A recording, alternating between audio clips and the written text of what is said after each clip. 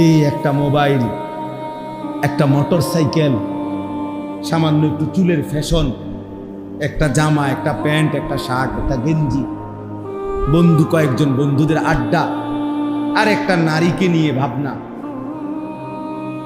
এক নারীকে নিয়ে সারাক্ষণ কল্পনা, কখনো জেনা, কখনো ব্যভিচার, কখনো ছবি, কখনো নাচ, কখনো গান, কখনো উলঙ্গ দৃশ্য, কখনো সরাসরি কথা বলা, কখনো পিছনে পিছনে ঘুরতে থাকা। আহা, এই এক জিন্দিগি।